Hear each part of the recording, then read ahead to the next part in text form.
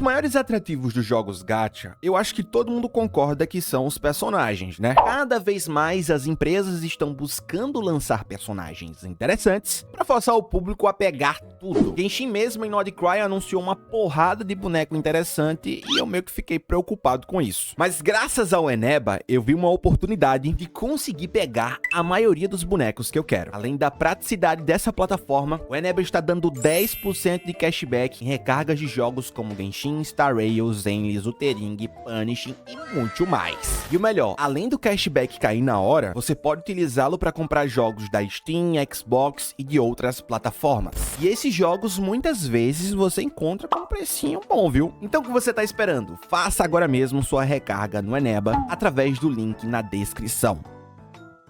Fala pessoal, como é que vocês estão? Sejam muito bem-vindos a mais um vídeo do canal e no vídeo de hoje, galera, eu vou explicar aqui pra vocês como foi a história do Festival das Lanternas da Luna 4 do Genshin. Esse festival foi interessante porque abordou um pouquinho mais sobre o passado de Teyvat através do lançamento da Adeptus Cavalo Branco Zibai, mas não foi só isso. Nós tivemos também um pouco mais sobre o passado do Zhongli, que é muito interessante a propósito. Então eu vou explicar toda essa história aqui pra vocês, mas antes, claro, se você não é inscrito no canal, se inscreve aí, pelo amor de Deus. Verifica a sua inscrição, eu sei que você não é inscrito, ativa as notificações também para receber os vídeos que eu postar aqui e deixa o like para fortalecer, ok? E vamos lá, no Festival das Lanternas desse ano, 2026, conhecemos a história de Zibai, e desde o seu anúncio sempre foi uma personagem que chamou muito a minha atenção. Por ser uma Adeptus, um anjo e ter ligação com as luas, o que na teoria não faz sentido. Ou melhor, não fazia sentido. Depois que você entende o contexto, a lore da Zibai deixa de ser tão estranha. Zibai não é uma Adeptus como você imagina. Ela também não é um tipo de divindade das luas, não. Ela é simplesmente uma Cili, um anjo que foi criado pelo Primordial logo nos primórdios de Teyvat. Zibai era um anjo que tomava conta de uma civilização conhecida como Langan ou Reino de Jade. Ela passou a ser venerada como a deusa dos grãos e da terra pelas pessoas do Reino de Jade, porque ela ensinava as pessoas a colher, a plantar, a construir casas, enfim, muitas outras coisas. Isso tudo fazia parte da obrigação da Zibai. Assim como Nicole, Nabu Malikata, Dama da Noite, a Zibai tinha a função de guiar a humanidade. Certo dia, a Sombra do Tempo, vulgo Staroth, presenteou Zibai com um disco lunar. Disco lunar é uma espécie de artefato que foi criado pelo Primordial em conjunto com as Irmãs da Lua. Então a Staroth deu esse artefato para Zibai, meio que nomeando ela como uma emissária da Lua. É daí que vem sua ligação com as Irmãs da Lua. Os emissários da Lua eram indivíduos que trabalhavam no Palácio das Luas. E eles não eram apenas anjos. Indivíduos de várias raças poderiam ser nomeados como emissários da Lua. Como essa escolha de emissários era feita, ninguém sabe. No caso, quem escolheu a Zibai foi a Staroth. Podemos teorizar que as outras sombras escolhiam os outros emissários, mas aí fica só no ramo da teoria mesmo. E eu acho até meio estranho. Uma sombra escolher uma pessoa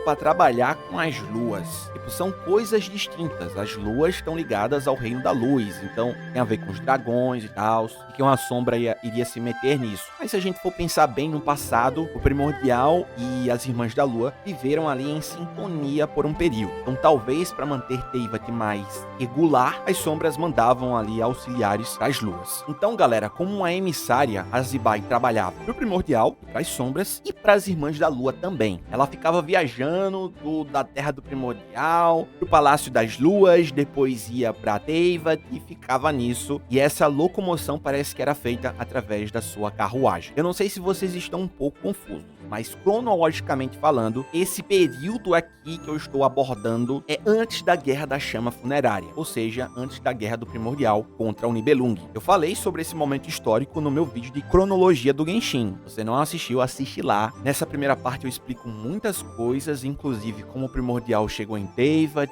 a questão das Irmãs da Lua, e também sobre essa harmonia entre as deusas da Lua e o Primordial, que existiram ali em conjunto por um certo tempo. Foi na época que trabalhava para as luas que Zibai conheceu o Senhor Gel, estrela do céu, que a ensinou a arte de estipar pensamentos impuros em 3 eus mortais. Esse Senhor Gel, obviamente, é o Zhongli. O que significa que ele é muito mais velho do que a gente imaginava. As tradições de Liyue diziam que Hexlapis nasceu ali um pouco antes da Guerra dos Arcontes, na verdade, muitos anos antes da Guerra dos Arcontes, só que ele é muito mais velho do que isso. Zhongli é da época dos primórdios de Teyvat. Portanto, esse vovô esconde muitos segredos, como a gente imaginava, o que é igual ao Vent e a Raiden também. Eu sei que a Royalverse ainda não abordou a Raiden, mas sabemos que ela tem ali algumas conexões com Staroth, então é possível que a Raiden guarde ali muitos segredos.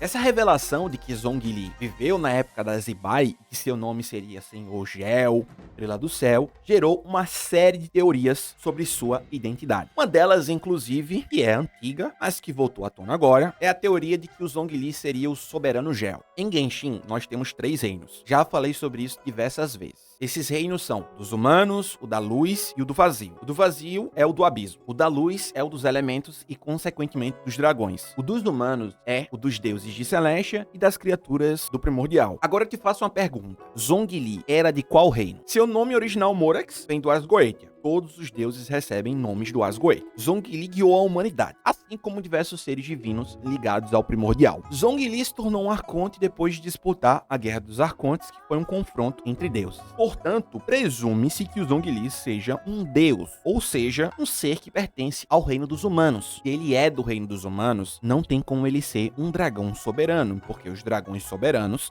são do reino da luz. Mas ele não poderia ser um dragão que foi acolhido e que virou do reino dos humanos. Eu acho muito difícil essa hipótese. Por quê? O volume 4 do livro Antes do Sol e da Lua fala que os lagartos, por serem criaturas elementais do reino da luz, rejeitavam segmentos vindos de criaturas do reino dos humanos, então existe uma certa incompatibilidade aí. Os deuses imortais pertencentes ao reino dos humanos são uma coisa distinta dos dragões e dos lagartos do reino da luz. Dessa forma, se o Zhongli é caracterizado como um deus, não tem como ele ser um dragão do reino da luz. Outra coisa muito importante, por conta de algumas traduções erradas da Royalverse, eu achava que o Azdaha não era o dragão soberano Gel, mas recentemente eu vi alguns textos chineses que atribuíam certos títulos ao Azdaha que era semelhante ao dos soberanos. Então, tudo indica que o soberano Gel, na verdade, é o Azdaha, ou seja, não tem como ser o Zhongli. Mas se ele não é um dragão, é um deus de Celestia,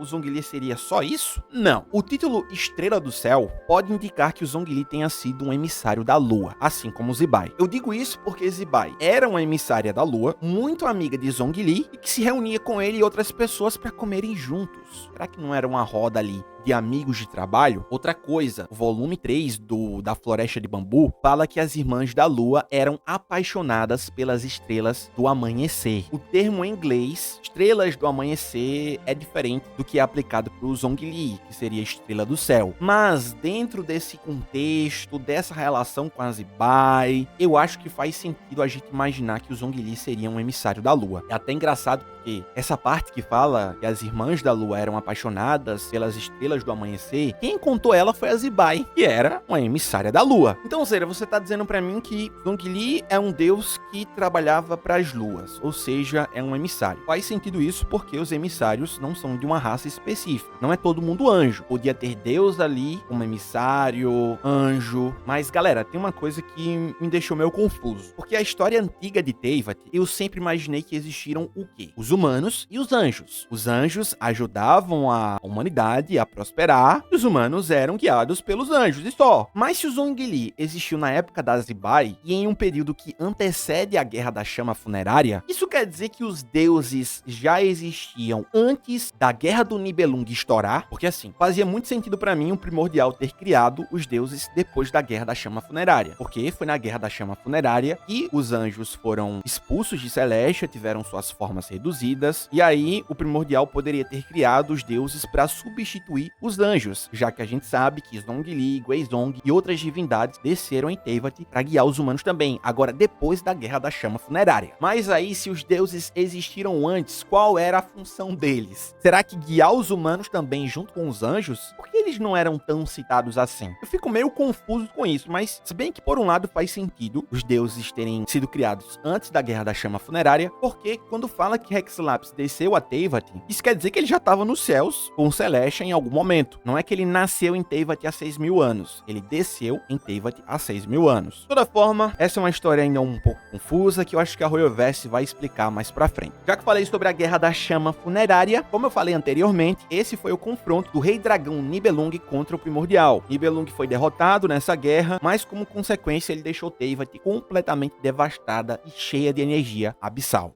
Para purificar o mundo, o Primordial enviou os seus pregos de safira, o que acabaria matando as pessoas ali, mas ele não queria saber disso. O importante era expurgar o abismo de Teyvat. Por mais que o Primordial não se importasse com as pessoas, por outro lado, a Zibai se importava, e principalmente com aquelas que estavam sob seu cuidado no Reino de Jade. Então, ao se opor ao Primordial, Zibai bloqueou temporariamente um prego de safira que estava prestes a cair no Reino de Jade. Isso permitiu com que as pessoas do reino ali evacuassem a tempo. Como consequência do impacto do prego, Zibai acabou morrendo. No entanto, no instante anterior à sua morte, ela foi salva por Staroth e a congelou no tempo. Staroth reuniu os fragmentos despedaçados da alma de Zibai e os colocou dentro dos seus 3 eus mortais, Ziju, Zizi e Zikial. Ziju ficou preso na lua falsa de Teyvat como forma de preservar sua alma, Zizi caiu em um sono profundo, no despenhadeiro, e Zikial foi selada dentro de uma pintura. Muito tempo depois, já na Guerra dos Arcontes, Zhongli decidiu libertar Zikial da pintura para ajudá-lo no confronto contra os deuses. Ela o ajudou, mas quando seu poder se esgotou, Zikial retirou-se para o Monte King's, onde passou a contar várias histórias, inclusive a Floresta de Bambu é uma história contada pela Zikial, ou seja, uma das partes da Zibai para uma pessoa ali da época de Liyue. Então a Zibai foi separada e aí no Festival das Lanternas que aconteceu na Luna 4 do Genshin, Zhongli e o Viajante conseguiram reunir os 3 eumortais da Zibai, o que fez com que ela retornasse para o Reino Mortal. Hoje Zibai vive em Liyue e podem se preparar. Eu acho que ela vai ser a responsável pelos buffs dos próximos personagens de Genshin Impact que vão ser de Liyue. A gente teve o buff dos personagens de Montsage, teve relação ali com Exinzarkil, e eu acho que o próximo que vai acontecer, a próxima série de quests que vai envolver os bonecos de Liyue, vai ter relação com a Zibai. Antes dos buffs serem implementados em Montsage, a gente já tinha uma apresentação das bruxas, né? Então fazia sentido. Agora a gente teve a apresentação da Zibai. Podemos ter o buff de Liyue. Isso vai acontecer com as outras nações também. Acho que a Royoverse vai colocar alguma coisa importante da história, um personagem, um grupo, pra ter relação com uma espécie de upgrade dos personagens das próximas nações. Então é isso, tá, pessoal? Ficamos por aqui. Essa foi a história da Zibai. Pra quem queria saber a minha interpretação sobre essa lore do festival Zhongli, tá aí pra vocês. Por favor, não se esqueça de se inscrever no canal, isso é muito importante.